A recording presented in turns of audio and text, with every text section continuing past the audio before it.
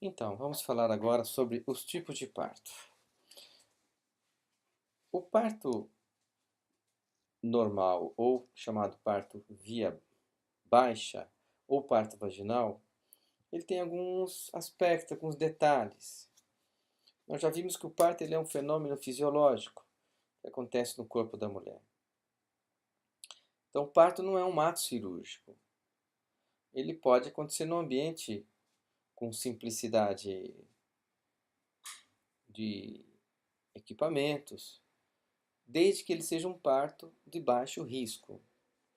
Nós temos parto de médio risco e partos de alto risco, tá certo? Então, quando não há uma indicação, a cesariana ela deve ficar restrita aos casos em que haja necessidade, algo que afete a vida da criança ou da mãe. Já vamos falar de cesariana daqui a pouco. Mas então, o parto de litotomia é o parto chamado normal, em que a mulher põe a perna na perneira e ela é um parto submetido, ela está com uma anestesia, que pode ser a peridural ou RAC, já vamos falar também, e ela pega o soro, ela recebe uma episiotomia, que é o corte do períneo, e o parto, depois que o neném nasce, o neném vai com o pediatra, enfim. Bom, ela pode também ter um parto na posição deitada, sem colocar a perna naquela perneira, numa cama um pouco mais larga, em que ela pode ela mesma segurar a perna e pode ter uma almofada nas suas costas. Então ela está deitada, mas não com as pernas presas. Ela pode ficar sentada na própria cama de parto, seja em algum banquinho, ela pode ficar sentada no chão, num banquinho de parto, que eu posso mostrar para vocês o banquinho que eu uso. Isso é perfeitamente possível. Ela pode ficar sentada, né, com o marido atrás dando a retaguarda para ela. Ou a pessoa de confiança que a parturiente escolher para estar com ela no parto. Ela pode também ficar na posição de cócoras. A posição de cócoras ela é boa para o parto, porém ela é cansativa para ficar muito tempo. E um parto pode requerer que essa mulher fique muito tempo na posição no expulsivo. Então, nós deixamos a posição de cócoras para quando precisa ter muita força para colocar essa criança para fora. Normalmente nós ajudamos segurando com as mãos, até porque são poucas as cadeiras de cócoras que existem no Brasil. Aquela posição que eu já mostrei é a posição de lado ou a posição de sims, muito usada na Inglaterra, no Reino Unido. Muitas mulheres, muitas inclusive da realeza, tiveram o parto nessa posição, inclusive a Lady Di. O parto dentro da água, eu prefiro falar num momento especial, separado para isso, porque ele tem uma questão assim, de romantismo da água. Eu creio que a água ela é bastante útil, mas durante o trabalho de parto, como alívio, descanso, tá certo? E relaxamento para essa mãe. Na hora do parto, ela precisa estar um pouco mais ativa. Muitas vezes eu precisei tirar essa parturiente de dentro da água. E também a questão do parto domiciliar, que hoje em dia está em crescente discussão, né? E ainda não há um consenso a respeito de até quando se pode ficar em casa e quais os casos que tem que ir para o hospital e quais os casos que tem que ficar em, em casa. Desculpe. Bom, a equipe de atendimento ao parto, isso é importante. O parto é sempre um trabalho de equipe, né? E o gerente, o condutor, o regente dessa sinfonia é o médico obstetra, é aquele que vai determinar a direção do atendimento ao parto.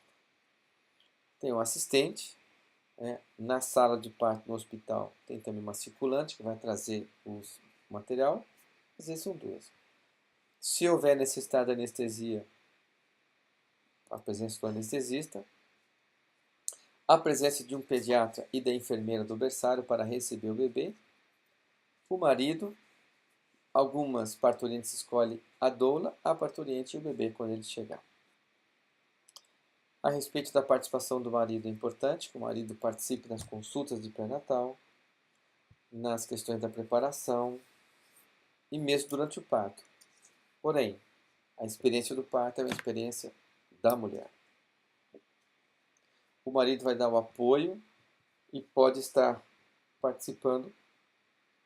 Inclusive, nos partos que eu assisto, o marido corta o cordão umbilical e isso é bastante importante.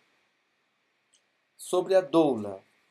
A doula tem crescido bastante, inclusive tivemos o privilégio de dar o primeiro curso de formação de doulas no Brasil, foi o que dei aqui em Campinas em 2001.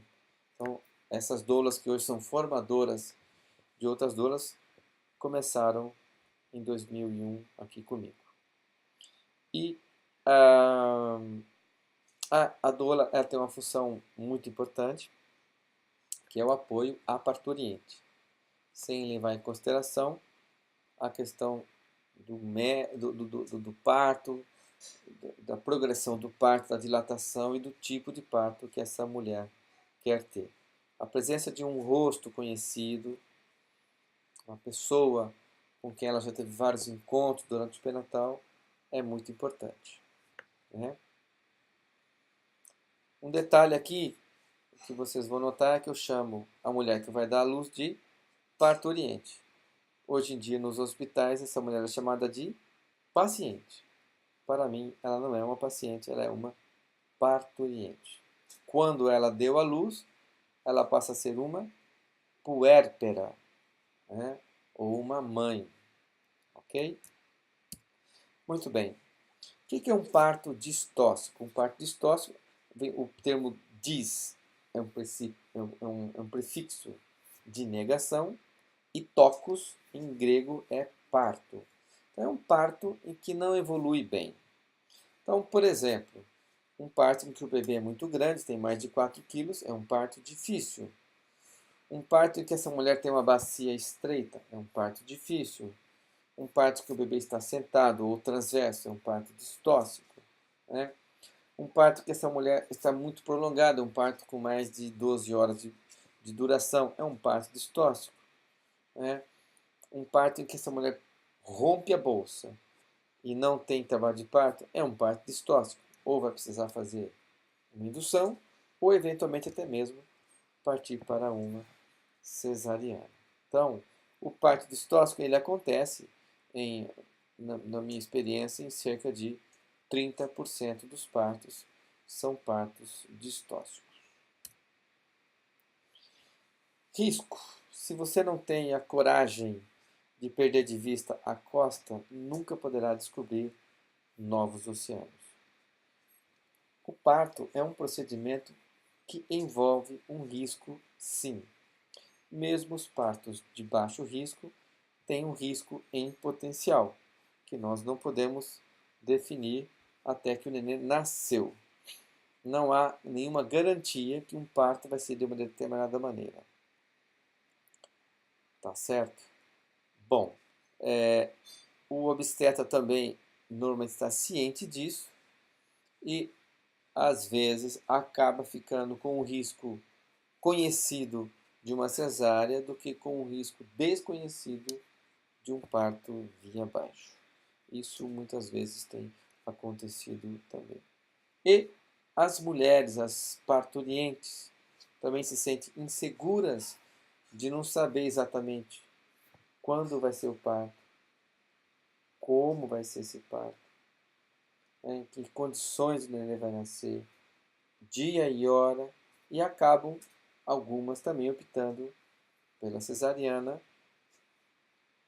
por uma necessidade de controle.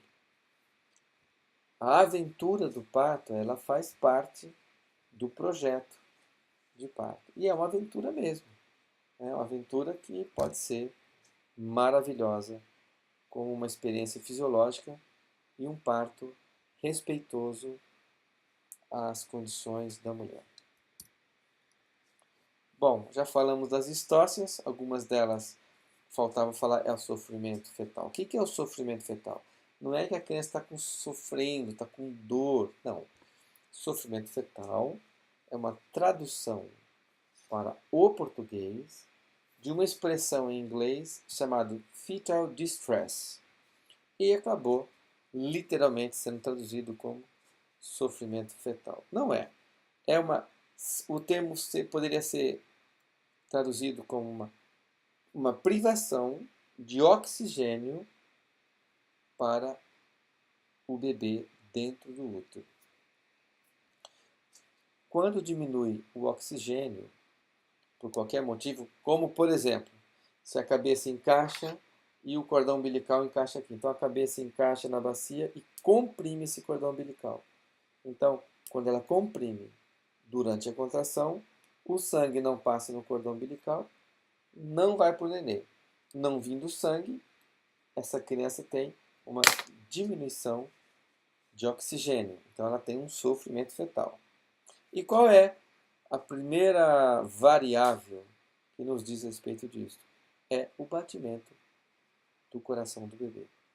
É o primeiro fator que mostra que há algo que está acontecendo,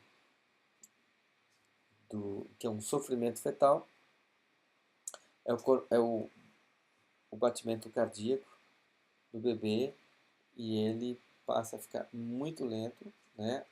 Menos que 120 ou mais que 160, que também pode ser um sinal de sofrimento fetal. Okay? Fora as outras emergências, nós não vamos entrar nisso, porque não vale a pena, isso faz parte do escopo do médico, do obstetra que vai estar dando assistência ao seu parto. Anestesia. Muita gente tem medo de anestesia, e não é para ter. A anestesia, ela traz um alívio, sim, em relação à dor, particularmente as mulheres que não estão conseguindo lidar com aquela dor. A minha experiência é assim: 9 entre 10 parturientes, durante a gestação, sempre acham que vão dar conta da dor. Chega na hora, a dor vem mais forte do que elas imaginam, e elas se perdem e ficam rendidas diante daquela situação e acabam pedindo ou uma anestesia ou algumas até mesmo uma cesariana. Então, eu adianto, não estou dizendo que no seu caso vai doer. Eu estou dizendo que pode ser que doa. Então, é interessante você estar preparado. Quais são os recursos para lidar com isso, sem ser anestesia? Existem vários. Você pode fazer uma técnica de respiração e relaxar diante da contração. Isso é fundamental. Tem 3 tipos de respiração: a respiração durante o trabalho de parto, a respiração de relaxamento e a respiração de expulsivo, que é uma outra respiração. Bom, respiração. O que mais você alivia a dor? Caminhar, sair da cama. A mulher tem que sair da cama, andar para lá e para cá. Isso alivia muito a dor. Terceiro, ela pode entrar no chuveiro, põe as costas no chuveiro de água quente. Já vi mulheres ficarem 1, 2, 3 horas embaixo do chuveiro durante o parto e depois partir para uma experiência de um parto natural. Então, quarta possibilidade. É raro, mas mulheres que têm a possibilidade de estar dentro de uma banheira quando as contrações estão muito fortes. Isso traz um bom alívio.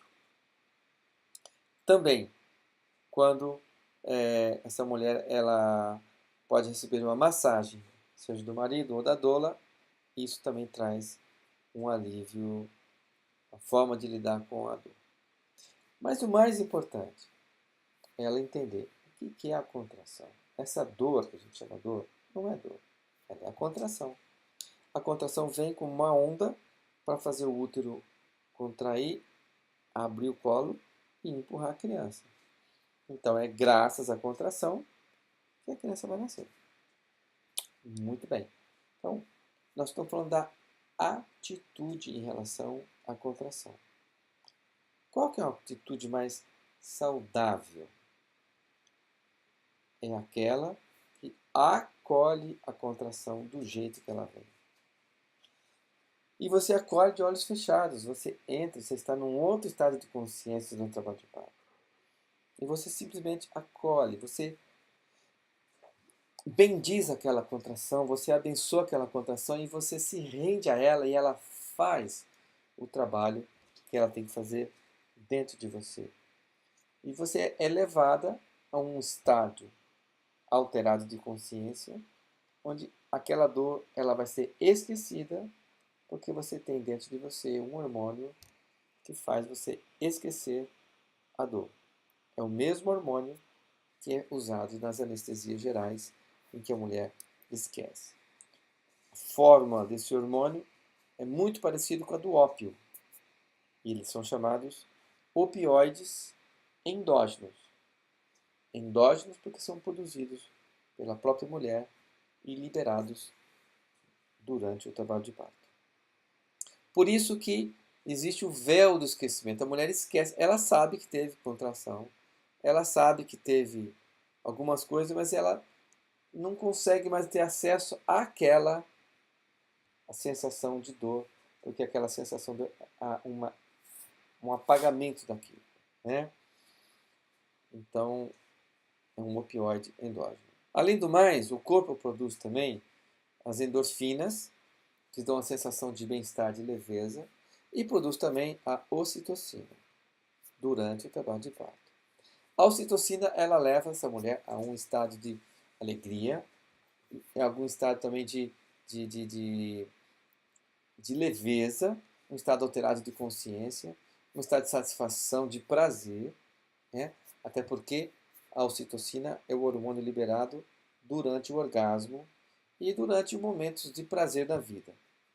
Quando você come uma comida muito gostosa, quando você olha uma paisagem, uma obra de arte, algumas coisas bonitas, você libera ocitocina. Então, a ocitocina é, sim, o hormônio liberado durante o trabalho de parto e ajuda muito a mulher a passar por esse momento sem precisar pedir uma anestesia. Quando ela pede uma anestesia, a mais usada para um parto normal é a peridural. A peridural alivia a dor, porém ela também alivia a força de contração. Então, o parto fica mais prolongado porque tem menos potência a contração do útero. Porém, ao mesmo tempo, ele traz um relaxamento. Então, às vezes, isso compensa o fato de relaxar quando essa mulher está muito tensa. A anestesia ou analgesia, ela pode ser um benefício. Lembrando que, na hora do parto também, essa mulher vai precisar fazer um pouco mais de força, porque o útero vai se contrair com menos vitalidade.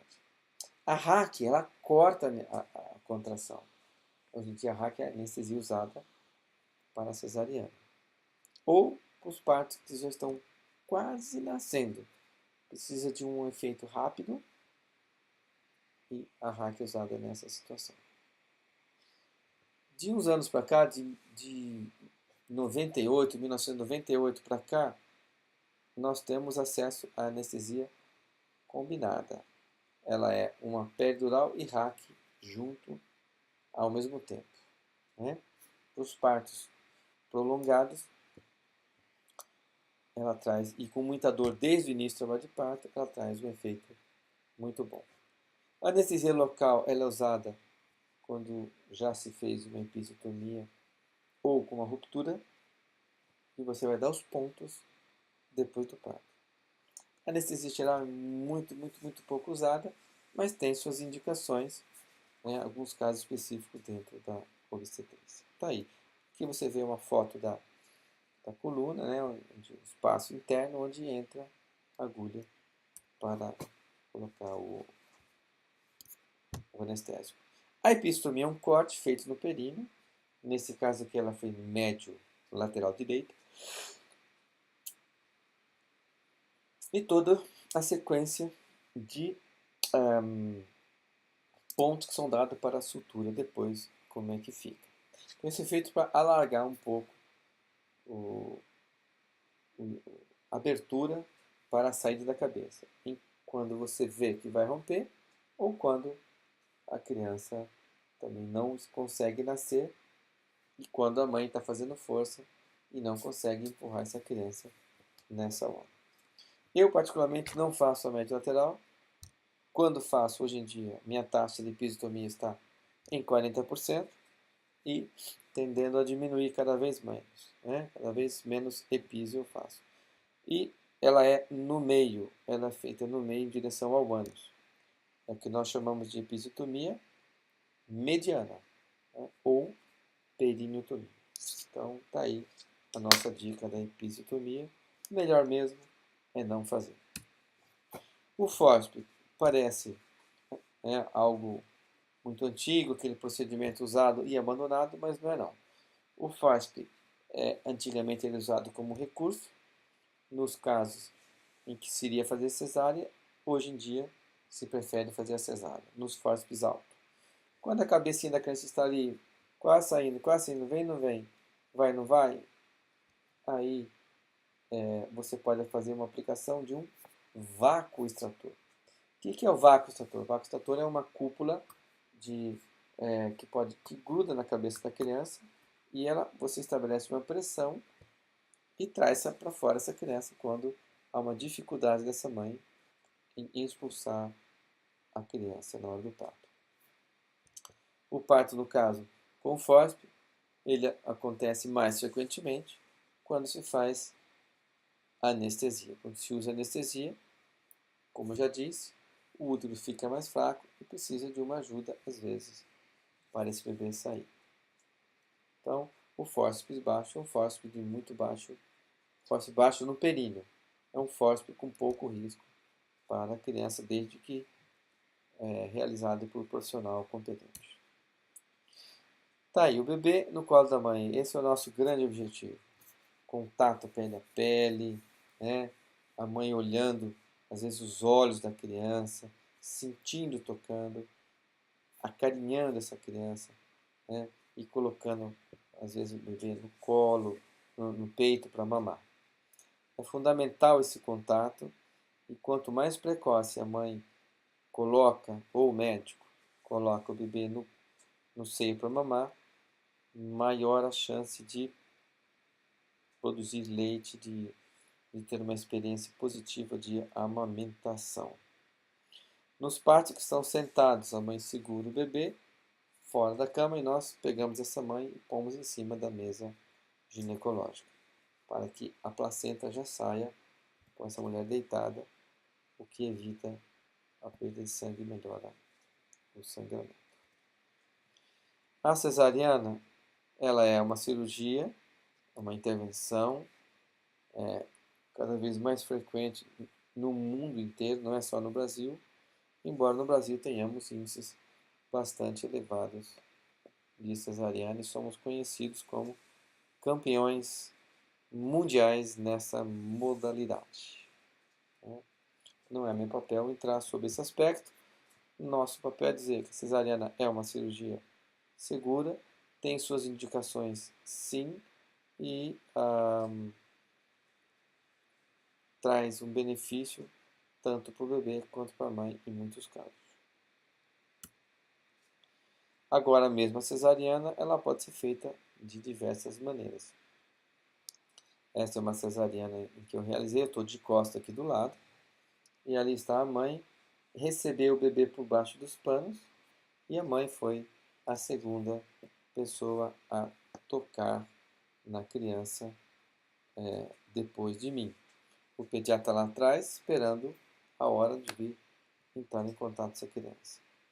Uma outra coisa que costumamos fazer é, depois do parto, o pai dá um banho no bebê, receber, no caso essa menina, e a mãe tocar, conversar e ver se vê a expressão da criança, ela está bem tranquila, não está com problema. E o pai está muito feliz de poder estar todo orgulhoso, né, de poder dar esse banho para a criança. A experiência do parto é uma experiência como eu disse, na parte da vida sexual, inclusive, dessa mulher. E é para que ela alcance esse sorriso, essa realização na vida, de se tornar mãe, né, depois de já estar sendo esposa. Essa maternidade ela vai exercer durante um bom tempo, até que essa criança tenha condições de ir para a vida dela. Nesse momento, ela está com a missão cumprida e a criança está liberada para ir para a vida dela. A cesarean section, Bom, often referred to isso as a aqui é sobre C-section, uma is a cesárea. surgical procedure in which incisions are made in a woman's abdomen and uterus to deliver a baby. Some cesarean sections are planned. More often, however, the need for the procedure becomes apparent after the onset of labor when abnormal conditions make a vaginal delivery unsafe for the mother or her baby. Common indications for cesarean section include dystocia, placenta previa, and fetal distress. Dystocia, or prolonged non-progressive labor, can occur when the baby's head is unable to fit through the birth canal or its body is in an unfavorable position, such as perpendicular to the birth canal or buttocks fur. Bom, vamos adiante, acho que não é propósito. Aqueles que quiserem assistir, pode acessar o site do Núcleos e ver essa questão da cesariana, né? Ela é bem clean, não tem problema aqui. Bom, era isso que nós tínhamos que falar. Existe muita coisa para ser dita. Nós procuramos dizer aquilo que é o essencial para que você possa se posicionar, fazer as suas escolhas.